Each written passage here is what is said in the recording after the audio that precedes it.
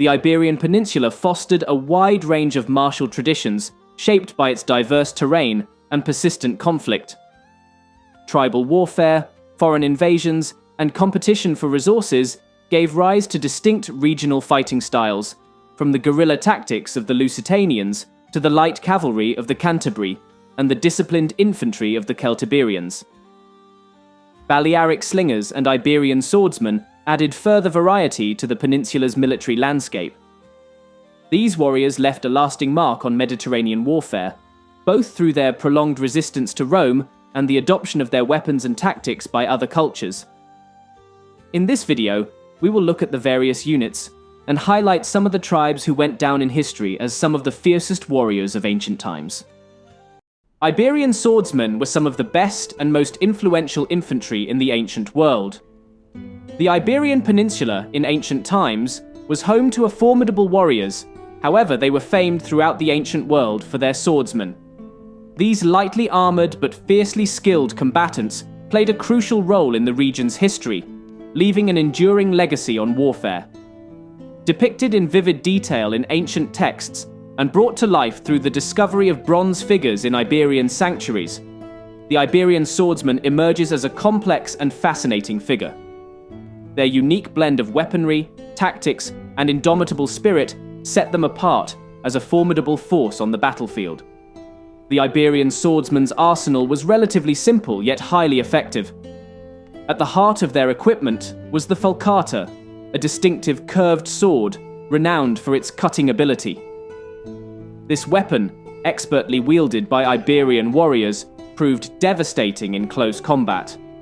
To protect themselves, these soldiers relied primarily on the caetra, a round shield offering substantial coverage. This combination of offensive and defensive capabilities made the Iberian swordsman a formidable opponent. Complementing the falcata and caetra, the Iberian swordsman employed the soliferum, a unique all-iron javelin that provided crucial ranged capabilities. While helmets were commonly used, they often took the simple form of leather caps, prioritizing mobility and adaptability over heavy protection. To further enhance their combat effectiveness, Iberian infantrymen carried daggers, varying in size and shape. One particular type, characterized by a broad triangular blade, would later be adopted by the Romans as the parazonium. The Iberian swordsman was a master of close combat.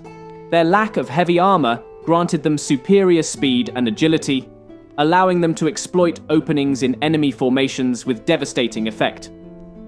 Armed with the falcata, they could deliver swift and lethal blows. The caetra, in addition to providing protection, could be used offensively to deflect enemy weapons or to create openings for counterattacks. The impact of the Iberian swordsman extended beyond the Iberian Peninsula.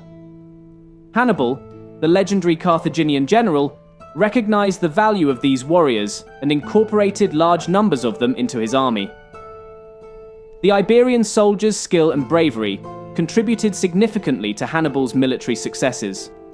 Moreover, the effectiveness of Iberian weapons, such as the gladius and their triangular daggers, impressed the Romans, leading to the adoption of similar designs within the legion. The Iberian swordsman remains a captivating figure in military history. Their unique combination of weaponry, tactics, and indomitable spirit has left an enduring legacy that continues to fascinate historians and enthusiasts alike. Iberian cavalry were at the time largely regarded as some of, if not the best heavy cavalry force of the ancient world. The Iberian Peninsula was a crucible of ancient warfare, producing formidable warriors renowned for their skill and ferocity. Among these elite forces were the Iberian cavalry, a formidable unit that played a pivotal role in the region's history. Hailing from a land renowned for its horse breeding, these horsemen were renowned for their swiftness, adaptability, and prowess in both open plains and rugged terrain. Unlike the lighter, skirmishing Numidian cavalry, the Iberians were typically deployed as heavy cavalry. Their horses, bred to endure the challenging Iberian landscape, were as hardy and resilient as their riders. While saddles were not universally used, a combination of girth, blanket, and sometimes a Hellenistic-style saddle provided basic support. Bridles and bits, often of the snaffle type, controlled these powerful animals, while head protection was typically a metal chamfram. Iberian cavalrymen were primarily armed with a long, leaf-shaped lance, a formidable weapon capable of delivering devastating blows. A falcate, a curved sword, served as a secondary weapon, and there is evidence suggesting that some cavalrymen fought on foot alongside infantry, armed with a falcate and a caetra, a small round shield. While the Iberian cavalry were often depicted without significant armor beyond a helmet, this may be a simplification. It is likely that the level of protection varied based on rank and wealth.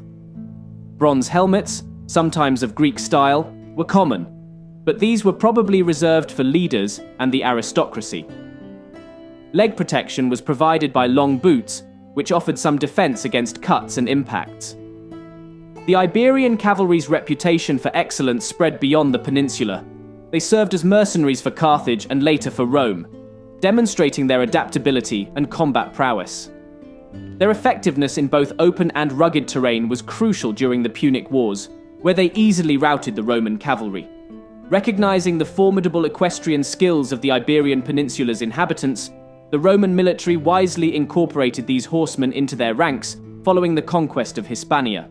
These cavalry units, particularly the Alae Quingenarii, proved instrumental in maintaining Roman military supremacy. The later Roman Empire witnessed a concentration of Iberian cavalry within these forces, with notable contingents hailing from tribes such as the Astures, Arevati, and Vetones. Units like the Ala Asturum, Ala Arevacorum, and the renowned Ala Hispanorum Vetonum exemplified this trend. By leveraging the specialized cavalry expertise of these Iberian horsemen, Rome was able to effectively counter the cavalry-dominant forces prevalent in the east and expand its territorial dominion. Cantabrian cavalry. The Cantabrian cavalry were among the most formidable light cavalry units in the ancient world. Hailing from the rugged northern regions of Iberia, these highly skilled horsemen were renowned for their speed, agility, and devastating skirmishing tactics. They played a crucial role in the military history of the Iberian Peninsula, serving as mercenaries for various factions, including the Carthaginians and Romans. Their tactical brilliance, particularly their use of the Cantabrian Circle, made them a feared and respected force on the battlefield. Despite their eventual downfall following the Cantabrian Wars against Rome, their legacy endured, influencing Roman cavalry tactics and leaving a lasting imprint on military history. Historical background. The Cantabri were an independent and fiercely resistant people, inhabiting the mountainous and forested regions of what is now modern-day northern Spain. Their homeland, Asturia Cantabria, was characterized by difficult terrain with limited arable land, which forced the Cantabri to rely on raiding and mercenary service to sustain their way of life. Influenced by both Celtic and Iberian cultures, they developed a strong warrior tradition, centered around their famed light cavalry. By the 3rd century BC, if not earlier, the Cantabrian cavalry had gained prominence as mercenaries in the numerous conflicts that engulfed the Iberian Peninsula. They first came to wider attention during the Second Punic War, where they fought for Carthage against Rome. Over time, they were employed by multiple factions, including the Vacae, Celtiberians, and even the Romans themselves. Their ability to serve multiple masters at once speaks to their effectiveness and reputation as elite light cavalry. One of their most remarkable moments came in 137 BC, when the Roman consul Gaius Hostilius Mancinus, upon hearing of the arrival of Cantabrian reinforcements, abandoned his siege of the Arevacci stronghold of Numantia and surrendered his 20,000-strong army. This event demonstrated the psychological impact and battlefield prowess of the Cantabrian cavalry. However, their resistance to Roman expansion led to their eventual downfall. In response to their continued raids and defiance, Emperor Augustus launched a campaign of conquest against them between 29 and 19 BC. The Cantabrian Wars were a brutal series of conflicts that ultimately led to the destruction of their homeland. Many of the Cantabri were killed, enslaved, or forced into submission, but their legacy as formidable cavalrymen persisted even after their military defeat. Weapons and armor. The Cantabrian cavalry prioritized speed and maneuverability over heavy armor, making them exceptionally effective in hit-and-run tactics. Their equipment reflected this focus on agility and ranged combat. Horses. Their mounts were small, shaggy, and sure-footed, ideally suited for the hills, forests, and bogs of their native terrain. Though slower than the larger Iberian warhorses, these animals were incredibly agile, allowing their riders to navigate difficult landscapes with ease. This gave the Cantabrian cavalry an edge in guerrilla-style warfare, where they could strike swiftly and retreat before heavier cavalry or infantry could react. Weapons. The primary weapon of the Cantabrian cavalry was the javelin. Each rider carried multiple javelins, which they used to harass and weaken enemy formations from a distance. Their ability to unleash a relentless hail of projectiles made them especially effective against heavily armored opponents who relied on close combat. As a secondary weapon, they wielded the falcata, a curved sword with armor-piercing capabilities. Though not ideally suited for prolonged melee engagements, the falcata was devastating in close-quarters combat, particularly when used to attack distracted or already engaged foes. Armor and shields. Cantabrian riders wore minimal armor, consisting only of a rough tunic and cloak. This lack of protection made them vulnerable in direct engagements, but it also enhanced their mobility. Their primary means of defense was the Caetra, a small round shield that provided some protection against missiles and melee attacks. Given their fighting style, avoiding damage was more critical than absorbing it, and their equipment reflected this philosophy. Tactics and battlefield effectiveness. The Cantabrian cavalry's effectiveness lay in their ability to disrupt enemy formations, exhaust opponents through constant harassment, and strike vulnerable targets with precision. They rarely engaged in prolonged melee combat, preferring to rely on superior mobility and ranged attacks. Their battlefield role revolved around hit-and-run engagements, where they would unleash volleys of javelins before swiftly retreating. This strategy allowed them to whittle down enemy forces while minimizing their own casualties. They were particularly effective against slow-moving infantry formations, which struggled to counter their speed and evasiveness. Their most famous tactical maneuver was the Cantabrian Circle, a formation designed to provide continuous missile fire while minimizing exposure to enemy attacks. In this tactic, the cavalry would form a single-file rotating circle, with each rider throwing a javelin as they passed the front of the formation before cycling back around. This ensured a constant stream of projectiles raining down on enemy troops, disrupting their cohesion and morale. The Cantabrian Circle also had the added advantage of making individual riders difficult to target. By maintaining constant movement, they became elusive targets, particularly against archers and other missile troops. This tactic was so effective that the Romans later adopted it into their own cavalry doctrine. Beyond their primary function as skirmishers, the Cantabrian cavalry also served in reconnaissance, raiding, and battlefield attrition. Their ability to lure enemy cavalry away from the main battle line allowed their commanders to dictate engagements on favorable terms.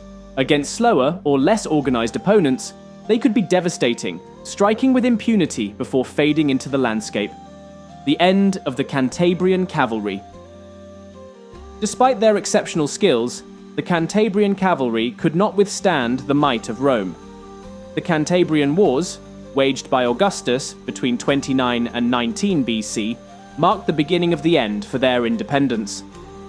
Facing a relentless Roman military machine, the Cantabri fought fiercely but were ultimately overwhelmed. Their lands were ravaged, their settlements reduced to ashes, and many of their people were enslaved or forcibly assimilated into Roman society. Even after their formal subjugation, Cantabrian resistance persisted well into the 1st century AD.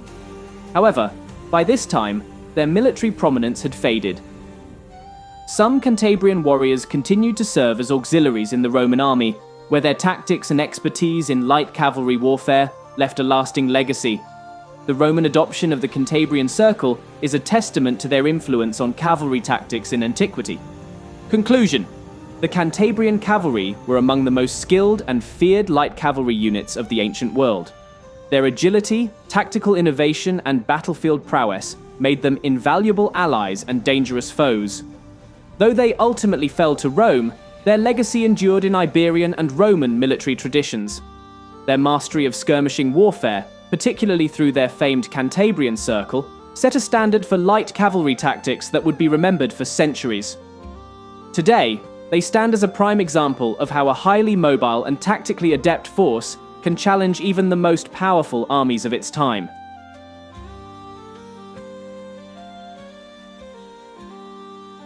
Balearic slingers were some of the best slingers of the ancient world, and as a result found regular employment in the armies of Carthage.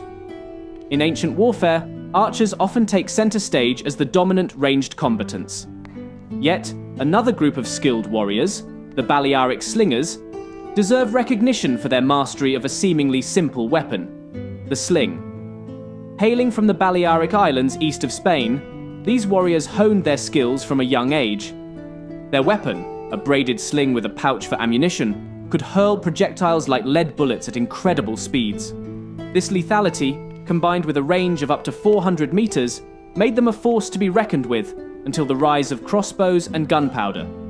While the origins of the Balearic people remain shrouded in legend, their rise to prominence likely occurred after Phoenician contact in the 8th century BC. The island's strategic location facilitated trade and cultural exchange, influencing the development of their unique fighting style. Unlike heavily armored counterparts, the Balearic slingers prioritized speed and agility.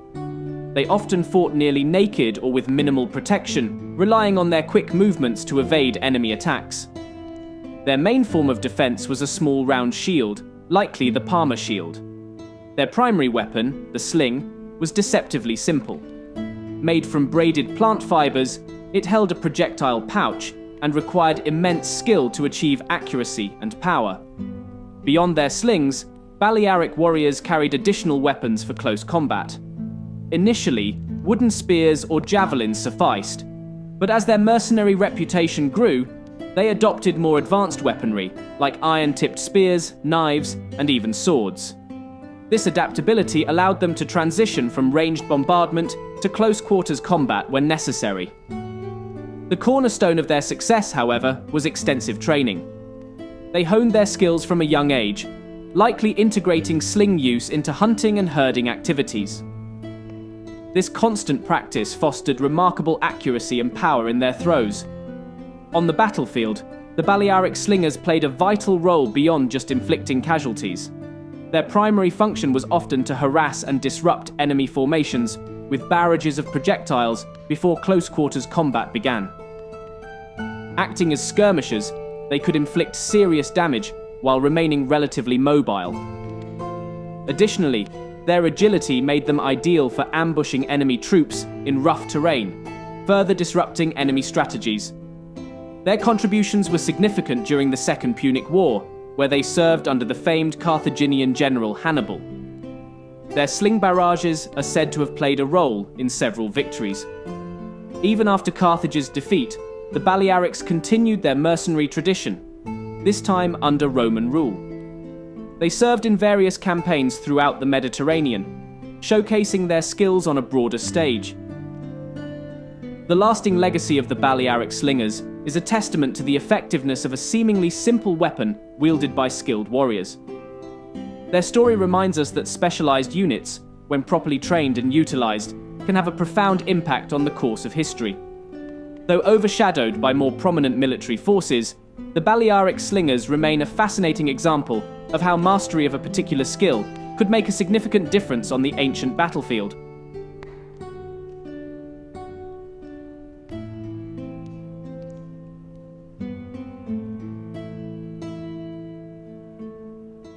The Caetrati were a unique and formidable light infantry unit from ancient Iberia, known for their agility and skirmishing tactics.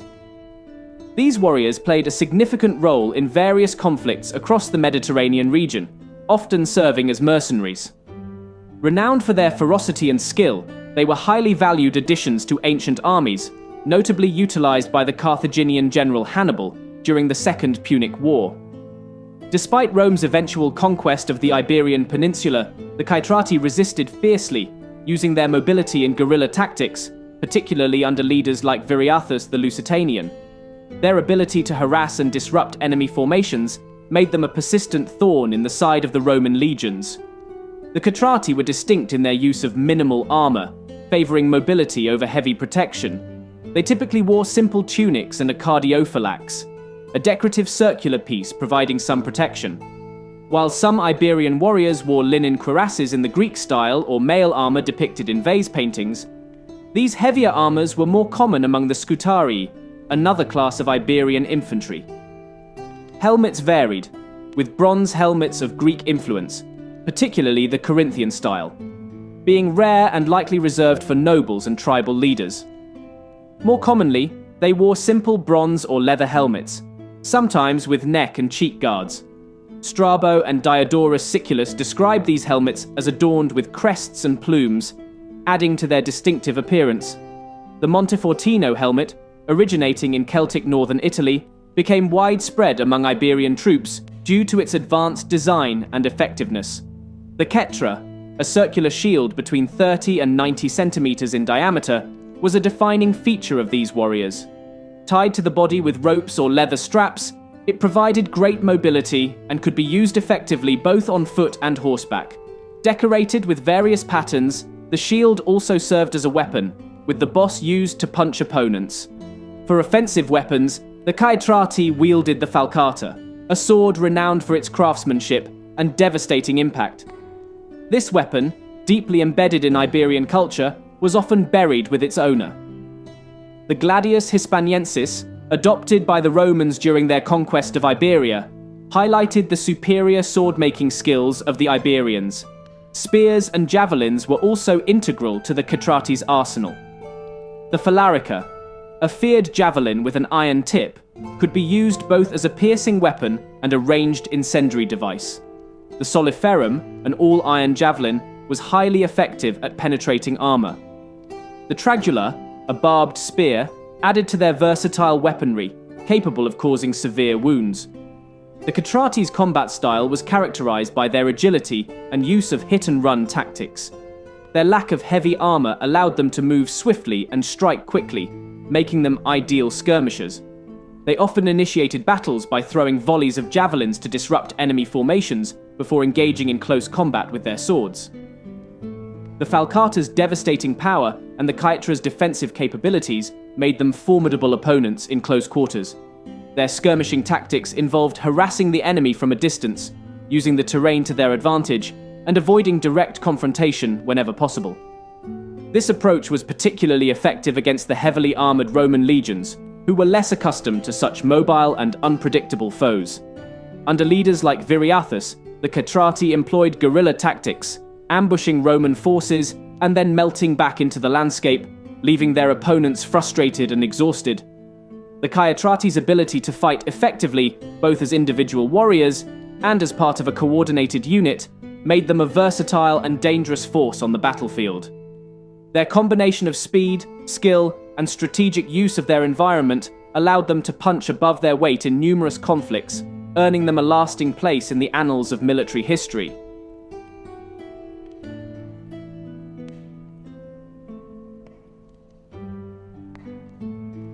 The Lusitanian guerrilla. The Lusitanian guerrillas were some of the fiercest warriors from ancient Iberia, renowned for their relentless resistance against Roman expansion. They stand out as one of the few Iberian tribes capable of holding off Rome for decades. But what made their approach to warfare so effective? How did they manage to stand toe-to-toe with one of the greatest military powers in history? Guerrilla warfare, masters of the hills and mountains. One of the most defining characteristics of the Lusitanian guerrilla was their expertise in guerrilla tactics. The mountainous terrain of their homeland in the Iberian Peninsula played a crucial role in shaping their military strategy. The Lusitanians were able to exploit the geography to their advantage, turning what could have been a disadvantage into an essential tool for ambush and attrition warfare. The Lusitanians were true masters of ambush. Using the rugged hills and dense forests of their homeland, they would carefully choose their battlegrounds and then lay traps for Roman legions, which were not accustomed to such conditions. They were able to engage Roman forces in small skirmishes, harrying the larger and better equipped legions. The key to their success was speed and surprise. They would strike swiftly, using their knowledge of the land to retreat before the Romans could mount an effective counterattack. This constant harassment wore down the Roman legions over time and inflicted significant casualties, often without a direct confrontation. In addition to ambushes, the Lusitanians utilized hit-and-run tactics, attacking at unexpected times and then disappearing into the terrain. Their speed and mobility were critical to the success of these attacks. The Roman military, with its heavy infantry formations, was ill-suited to fight a battle of attrition in such an environment. This style of warfare became highly effective against a more rigid Roman army, which had been trained to fight in structured, set-piece battles. The Lusitanians were also highly skilled in skirmishing, making effective use of javelins to disrupt enemy formations before moving in for close combat. These light infantry were experts at harassing and disorganizing the Romans, often throwing javelins at the enemy's lines to create openings or cause confusion. Javelins, lighter and faster than the Roman pilum, were ideal for these tactics. The javelin's speed and accuracy, combined with the ability of the Lusitanians to use the terrain to their advantage, made them highly effective at softening up Roman legions. Once the Roman formations were disarrayed, the Lusitanians would close in quickly, transitioning from ranged attacks to close-quarters combat. Their agility allowed them to move in and out of battle, striking with devastating speed and retreating just as swiftly. This adaptability in combat, moving between skirmishing and direct fighting, allowed the Lusitanians to remain unpredictable and difficult to counter. Another hallmark of Lusitanian warfare was their adaptability. The Lusitanians could quickly adjust their tactics based on the situation at hand. Whether fighting in the rough mountains or on open plains, they could modify their approach to suit the terrain and the strengths and weaknesses of their enemy. This versatility made them a difficult opponent for the Romans, who had a much more rigid approach to combat. On open terrain, the Lusitanians would often engage in fast-moving skirmishes, using their javelins to disorganize and distract the Roman legions. In the mountains, however, they would use the terrain to their advantage, launching surprise attacks from higher ground, where the Romans' heavy armor and formations would hinder their mobility. The ability to seamlessly transition between different forms of combat gave the Lusitanians a strategic edge that was hard to overcome. Arms and armor. The Lusitanians' weapons and armor were designed with one key factor in mind: mobility. Unlike the Romans, who relied on heavy armor and large shields, the Lusitanian warriors favored lighter equipment that allowed for quick movements and adaptability in battle. The distinctive nature of their weapons made them stand out among other ancient infantry. The javelin was perhaps the most iconic weapon used by the Lusitanians. Known for their skill in ranged combat, they wielded a variety of javelins designed for different purposes. These ranged weapons allowed them to engage the enemy from a distance and disrupt formations before closing in for melee combat. Although the pilum is most closely associated with the Roman legions, the Lusitanians' use of heavy javelins exemplifies their mastery of ranged warfare. Their javelins were an essential tool in both skirmishes and ambushes, as they allowed the Lusitanians to strike before the Romans could retaliate. The falcata, a curved, single-edged sword, was one of the most effective melee weapons in the Iberian warrior's arsenal. Known for its distinctive shape, the falcata's curved blade was designed for slashing, making it ideal for close combat. It was especially lethal in the hands of a trained warrior, capable of delivering devastating blows to an enemy's defense. The falcata's design made it distinct from the straight-edged Roman gladius, though both weapons were used in Iberia. The falcata, however, was native to the Iberian Peninsula and was much more commonly used by the Lusitanians in their resistance to Roman occupation. Its shape, with a pronounced curve and a sharp cutting edge, allowed it to bypass shields and strike at the exposed parts of an opponent's body. The Caetra, a small round shield, was an essential part of the Lusitanian warrior's armament. Unlike the large rectangular shields used by the Romans, The Caetra was lightweight and designed for maximum mobility. It allowed the Lusitanians to move quickly on the battlefield, whether skirmishing or engaging in close combat. While the Caetra was primarily a defensive tool, it could also be used offensively. In the close quarters fighting that often ensued in the mountains and forests, the Caetra could be employed to bash opponents or create openings for a fatal strike. Its lightweight nature allowed it to be used as an extension of the warrior's own movements, offering flexibility in both defense and attack. Lusitanian infantry typically wore light armor, prioritizing agility and speed over heavy protection. Their armor often consisted of leather, which provided some defense while allowing for greater freedom of movement. Some warriors also wore small bronze breastplates, but this was not universally used. Their armor was designed to complement their hit-and-run tactics, allowing them to fight effectively without being bogged down by the weight of heavy armor. The emphasis on light armor was a deliberate choice, as it allowed the Lusitanians to operate in the difficult terrain of Iberia without sacrificing mobility. This strategic decision meant that the Lusitanians could move quickly through the forests and mountains, striking hard and fast before retreating into the terrain to evade Roman retaliation. Resistance to Rome. The most famous chapter in the history of the Lusitanians is their resistance to the Roman Empire. Their warrior society, marked by fierce independence, stood against the Romans for decades. The leadership of Viriathus, a charismatic and cunning commander, propelled the Lusitanians into a protracted guerrilla war against Roman expansion in Iberia. Under his leadership, the Lusitanians waged a prolonged guerrilla war against Roman forces, inflicting multiple defeats on the invaders. Viriathus employed the same tactics that had served the Lusitanians for generations: ambushes, surprise attacks, and hit-and-run skirmishes. His army, though smaller in size and less equipped than the Romans, was able to use the terrain to outmaneuver their much larger adversaries. The Romans, faced with mounting casualties and a frustrating inability to defeat the Lusitanians decisively, resorted to negotiations.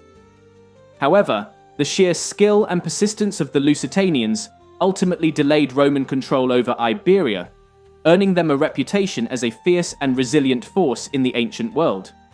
Lusitanian warriors were highly regarded throughout the ancient world for their military expertise. As a result, many of them served as mercenaries in various armies across the Mediterranean. Their reputation as skilled fighters, particularly in light infantry tactics, made them valuable assets to both Greek and Carthaginian forces. Serving as mercenaries also allowed the Lusitanians to spread their military techniques to other cultures, influencing the tactics of armies beyond Iberia. This reputation as warriors was not limited to their resistance to Rome. It reflected their broader role as respected fighters in the ancient world. Conclusion. The Lusitanian warrior remains a powerful symbol of resistance and adaptability. Their mastery of guerrilla warfare, coupled with their skill in ranged and close combat, made them formidable opponents for the Roman legions. Their use of light weapons and armor, combined with their deep knowledge of the Iberian landscape, allowed them to strike with precision and retreat before retaliation.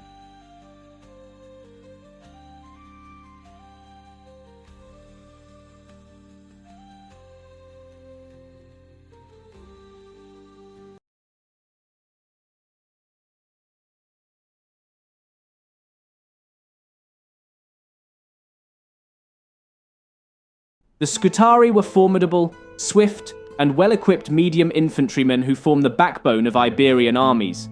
These versatile warriors excelled against cavalry and light infantry, and can even stand their ground against heavier troops. Known for their agility and effectiveness, they play a crucial role in the Iberian military strategy, embodying the fierce determination and combat prowess typical of Iberian fighters.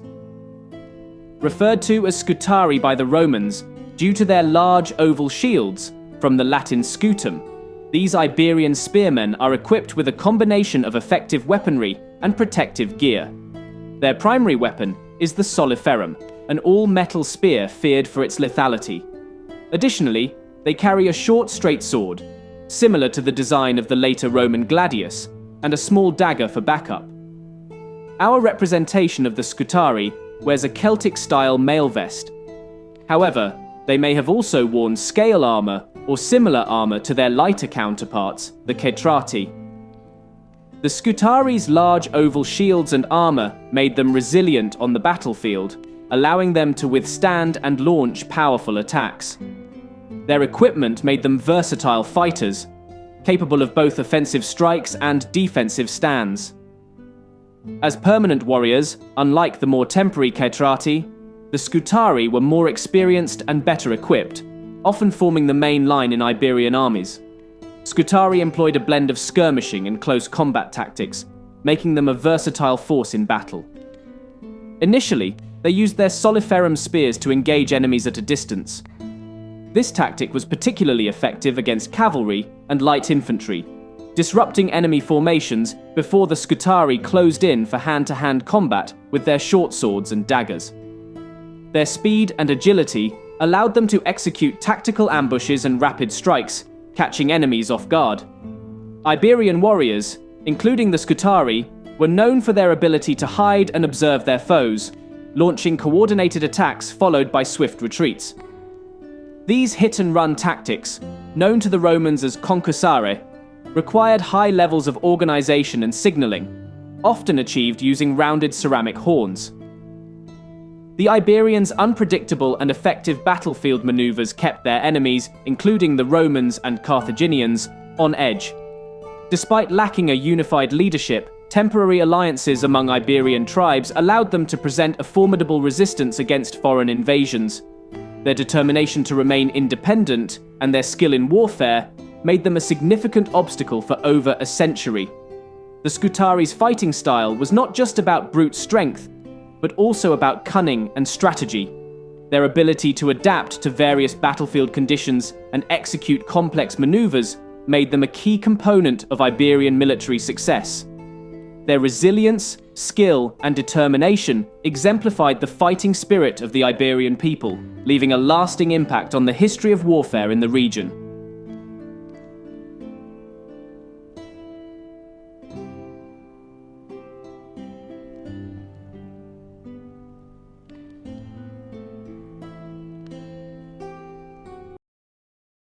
The Celtiberian warrior. The Celtiberians were a group of Celtic-speaking tribes inhabiting the central and northern regions of the Iberian Peninsula. Blending indigenous Iberian and migrating Celtic influences, they developed a distinct warrior culture that became known for its resilience, skill, and martial prowess. These fiercely independent tribes lived in fortified hilltop settlements, engaging in near-constant warfare, both among themselves and against foreign invaders, such as the Carthaginians and Romans. Their warlike nature, combined with their superior metalworking and weaponry, made them one of the most formidable fighting forces of ancient Iberia. Celtiberians as warriors. Celtiberian warriors were renowned for their tenacity and aggressive fighting style. They excelled in both direct engagements and guerrilla tactics, making them a highly adaptable force. Their society placed great value on personal bravery, and many young warriors sought to distinguish themselves through acts of valor on the battlefield. Feuding between tribes was common, but they would unite against a common enemy, particularly when facing powerful foreign invaders. A key aspect of their martial tradition was their ability to fight effectively in various terrains. Their knowledge of the rugged Iberian landscape allowed them to outmaneuver and harass enemy forces, striking quickly before retreating into difficult-to-pursue regions. Their cavalry was particularly noted for its mobility, and many Celtiberian horsemen were also adept at fighting on foot when necessary. Arms and armor. The Celtiberians were master swordsmiths, and their blades were highly regarded in the ancient world. Among their most notable contributions to military history was the gladius hispaniensis, a short, double-edged sword that would later be adopted by the Roman legions. This weapon was deadly in close combat, offering both cutting and thrusting capabilities. While the gladius was an influential design, Celtiberians also wielded other types of swords, including long slashing swords and shorter daggers for secondary use. Though the falcata, a curved, heavy-bladed sword, was a popular Iberian weapon, it was less common among the Celtiberians compared to other regional groups. Ranged combat played a crucial role in Celtiberian warfare, allowing their warriors to weaken enemy formations before closing in for melee engagements. One of their most effective ranged weapons was the javelin, a staple of their arsenal. Celtiberian warriors typically carried multiple javelins, enabling them to unleash a volley of projectiles to disrupt enemy ranks before charging into close-quarters combat. This tactic was particularly useful in both open-field battles and ambush-style engagements, where mobility and rapid strikes were essential. Among the various javelins used, the soliferum stood out as a uniquely Celtiberian innovation. Unlike other javelins, which often had wooden shafts with metal tips, the soliferum was crafted entirely from iron, giving it exceptional durability and penetrating power. Its weight and balance allowed it to pierce through armor and shields with devastating effect, making it a feared weapon on the battlefield. The soliferum was especially effective against heavily armored opponents such as Roman legionaries, as it could compromise their defensive formations before hand-to-hand combat even began. In addition to javelins, spears were a fundamental part of Celtiberian warfare. These versatile weapons were used both as thrusting implements in close combat and as projectiles for ranged attacks. Some warriors likely carried multiple types of spears, each designed for specific combat scenarios: lighter spears for throwing and heavier, reinforced ones for stabbing in melee. This adaptability allowed Celtiberian fighters to transition between different phases of battle with ease, enhancing their effectiveness against a wide range of opponents. To complement their offensive weaponry, Celtiberian warriors carried two primary types of shields, each suited to different combat styles. The Caetra was a small, round shield, favoured for its light weight and manoeuvrability. This shield was particularly useful for skirmishers and warriors who relied on speed, agility, and quick strikes, rather than prolonged engagements. Its compact size allowed fighters to move freely and execute rapid attacks, while still offering a degree of protection. The Caetra was commonly associated with guerrilla-style tactics, where Celtiberian warriors could harass enemy forces before retreating into difficult terrain. For warriors engaging in more sustained melee combat, larger oval shields were the preferred choice. These shields offered significantly more coverage, allowing soldiers to protect themselves against incoming projectiles and melee strikes. They were particularly useful in more organized battle formations, where defensive cohesion was necessary. The additional protection made them ideal for warriors who fought in close ranks or faced heavily armed opponents. Both types of shields were not just tools of defense, but also symbols of identity and craftsmanship. Many Celtiberian shields were adorned with tribal symbols, patterns, and intricate designs, reflecting the warrior's allegiance and heritage.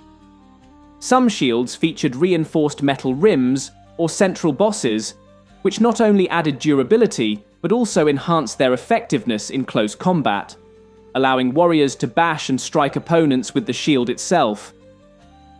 The combination of practical functionality and cultural significance made Celtiberian shields an essential part of their martial tradition. In battle, the synergy between ranged weapons and shields allowed Celtiberian warriors to maintain their mobility while remaining well defended. Their ability to strike from a distance and then transition smoothly into melee combat made them a formidable force, capable of adapting to different battlefield conditions with ease. Celtiberian warriors were known for their agility and aggressive combat style, and their approach to armor reflected this preference.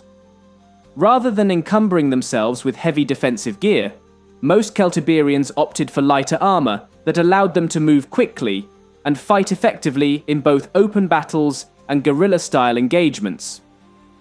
However, among high-status warriors and more heavily equipped fighters, armor was still present, offering varying degrees of protection without severely limiting mobility.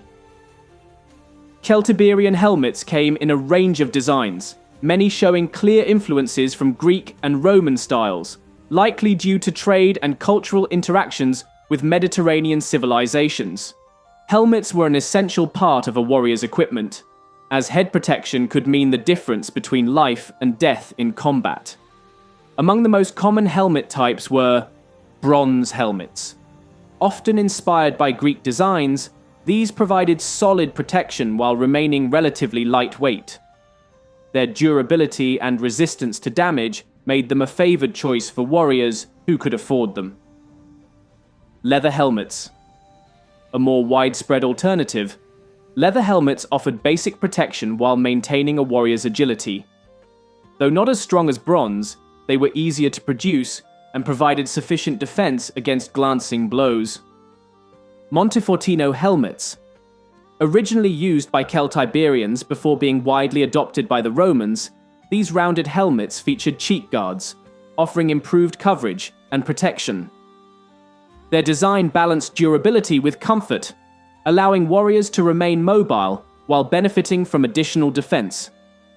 Helmets were sometimes adorned with crests or plumes, which may have served as indicators of rank, tribal affiliation, or personal distinction within a warband. These decorative elements not only had practical battlefield recognition purposes, but also showcased a warrior's status and skill. While Celtiberians valued speed and maneuverability over heavy protection, some warriors, particularly those of higher rank or greater wealth, did wear body armor. The choice of armor varied depending on the warrior's status, personal preference, and the nature of the battle they were preparing for. Key types of body armor included mail armor. Though not as widespread among the Celtiberians as it was in other Celtic cultures, some elite warriors wore mail coats. Constructed from interlocking iron rings, mail provided excellent protection against slashing attacks, while still allowing for some degree of movement. It was likely reserved for the wealthiest or most experienced fighters. Pectorals, chest plates. Metal chest plates were a practical alternative to full-body armor, offering vital protection to the torso while keeping the arms and legs unencumbered. This allowed warriors to retain their speed while shielding their most vulnerable areas. Linen cuirasses. Possibly influenced by Greek designs, these reinforced linen armor pieces provided a lightweight yet effective means of protection. They were particularly useful for warriors who sought a balance between defense and agility, as they did not hinder movement as much as metal armor. Their preference for speed and adaptability meant that many warriors relied on their skill, agility, and shields rather than excessive armor. This made them unpredictable and highly effective opponents, capable of striking fast and fading into the rugged Iberian landscape before their enemies could mount a counterattack. Service history. Early conflicts and Carthaginian service. Before engaging with the major Mediterranean powers, the Celtiberians were locked in near constant warfare among themselves and with neighboring Iberian tribes. These conflicts helped hone their combat skills and led to the development of strong warrior traditions. Rivalries among the different Celtiberian tribes often made unity difficult, but when faced with a significant external threat, they were capable of forming powerful alliances. During the 3rd century BC, the Carthaginians sought to expand their influence in Iberia, bringing them into direct contact with the Celtiberians. Recognizing their combat prowess, the Carthaginians employed Celtiberian mercenaries in various military campaigns. Many of these warriors fought under Hannibal during his legendary campaign against Rome in the Second Punic War. Their contribution to his army, particularly in battles such as Cannae, 216 BC, showcased their effectiveness in both cavalry and infantry roles. War against Rome and integration. The Celtiberians soon found themselves in direct conflict with Rome as the Republic sought to expand its influence over the Iberian Peninsula. The Celtiberian Wars, 181 to 133 BC, marked a period of intense struggle between the independent Celtiberian tribes and the expanding Roman state.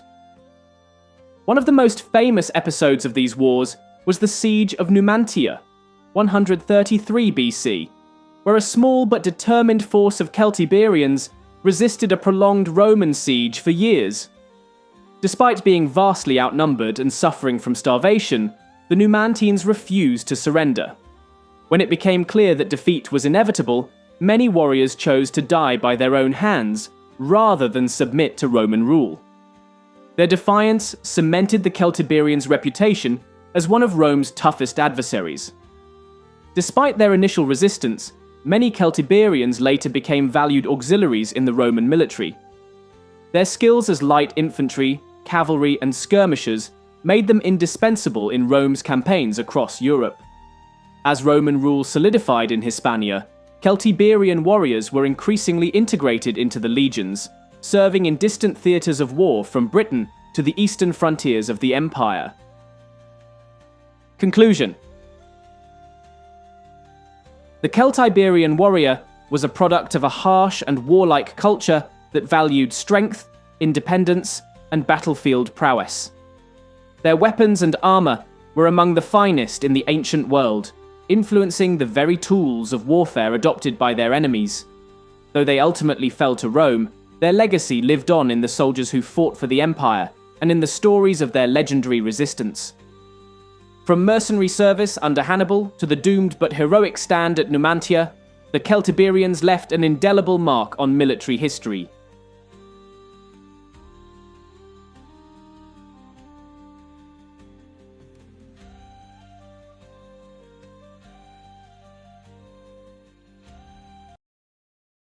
Larus the Cantabrian. Among the many warriors who fought in the Second Punic War, 218 to 201 BC, one figure stands out in the literary account of Silius Italicus's Punica, Larus, a Cantabrian mercenary leader who fought for Carthage. Though his historicity remains uncertain, his role in the epic poem paints a vivid picture of the fierce resistance offered by Iberian warriors against Rome. His presence in Punica reflects the importance of Cantabrian mercenaries in Carthaginian military campaigns, as well as the heroic, almost mythical status that some warriors attained in ancient literature. Whether real or a literary invention, Larus embodies the martial prowess and spirit of the Cantabrian people, providing insight into the role of Iberian warriors in the broader conflict between Rome and Carthage, early history and role in the Second Punic War. Larus appears in Punica as a prominent figure in the later stages of the Second Punic War, particularly in 207 BC, following the catastrophic defeat of Hasdrubal Barca at the Battle of the Metaurus. Carthaginian forces in Hispania were left severely weakened. In response, the Carthaginian commanders Mago Barca and Hanno launched a fresh recruitment campaign across the Iberian Peninsula to replenish their ranks. Among the mercenaries they gathered was Larus, a Cantabrian leader who commanded a contingent of warriors from his homeland. The Cantabrians were a fierce and independent people, inhabiting the mountainous regions of northern Hispania. Known for their hit-and-run tactics, ambushes, and exceptional combat skills, they were highly sought after as mercenaries by both Carthaginians and Romans. Larus, as described in Punica, was not only a skilled leader, but also a formidable warrior, embodying the ideal of the Celtic fighter. His troops, equipped with their traditional weaponry, would go on to participate in one of the last significant battles of Carthage's Iberian campaign. The battle in which Larus fought took place in Celtiberia, where Mago and Hanno confronted the Roman general Marcus Junius Silanus. At this time, the Carthaginian forces had grown complacent, believing themselves safe from immediate Roman attack. This overconfidence led to a lack of defensive preparations, a mistake that the Romans would exploit. Arms, armor, and fighting style.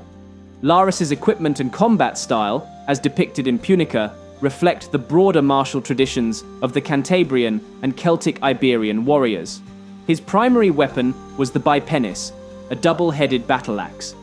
This weapon, though not as common as the falcata or the gladius hispaniensis, was used by certain Iberian and Celtic warriors and symbolized strength and lethality in combat. The use of a bipenis with a single hand suggests exceptional physical strength and dexterity, emphasizing Larus's status as a nearly superhuman warrior in the poem. In addition to his axe, Larus carried a caetra, a small circular shield commonly used by Iberian fighters. The Caetra was well suited for the fast, agile fighting style favored by Iberian mercenaries, allowing them to move quickly and engage in close combat while maintaining defensive maneuverability. Unlike the large Roman scutum, which offered extensive protection in formation battles, the Caetra was designed for skirmishes and individual duels, making it an ideal tool for the kind of engagements in which Larus thrived. Another noteworthy aspect of Larus's character was his reputation as a fearsome, unarmed fighter. This suggests that, beyond his skill with weapons, he was also adept in hand-to-hand combat, a trait solidified his legendary status in Punica. Iberian warriors often engaged in wrestling and close-quarters combat, utilizing their physical prowess when disarmed or forced into melee situations. His final battle and legacy. Larus's most significant moment in Punica occurs during the Roman assault on the Carthaginian camp. Having underestimated the speed and coordination of the Roman forces, Mago and Hanno were caught off guard, leading to a swift and devastating attack. The Carthaginian troops, unprepared and disorganized, were quickly routed. However, in the midst of the chaos, Larus and his contingent of Cantabrian warriors mounted a last stand, refusing to flee despite overwhelming odds. As the Roman forces pressed forward, Larus continued to fight, cutting down multiple enemies with his bipennies. His combat prowess was so terrifying that Roman infantrymen began avoiding direct confrontation with him, unwilling to face his sheer strength and skill in battle. Despite his bravery, the numerical superiority of the Romans eventually led to the annihilation of his troops, leaving Larus as the last warrior standing. It was at this moment that Lucius Cornelius Scipio, a Roman officer, engaged him in single combat. The duel between Larus and Scipio is one of the most dramatic moments in Punica, mirroring the heroic duels of Homeric and classical epics. Despite his formidable strength, Larus was ultimately defeated when Scipio managed to sever his arm, rendering him unable to continue fighting. With his death, the last resistance in the battle crumbled, leading to the capture of Hanno and a decisive Roman victory. Conclusion. Larus, whether a real historical figure or a literary creation, represents the resilience and warrior ethos of the Cantabrian people. His depiction in Punica aligns with the tradition of epic storytelling, in which individual heroes stand out through their extraordinary feats and tragic ends. The story of his final battle underscores the significance of Iberian mercenaries in the broader Carthaginian war effort and highlights the brutal and personal nature of ancient warfare. His duel with Scipio serves as a reminder of the poetic embellishments common in Roman and Greek epic literature, where battles are often distilled into dramatic one-on-one encounters. Yet, even if Larus was a fictionalized figure, his presence in Punica sheds light on the contributions of the Cantabrians and the wider Iberian martial culture in the Second Punic War. His tale, preserved in the poetry of Caelius Italicus, remains a fascinating chapter in the mythos of Rome's long and bloody conflicts in Hispania.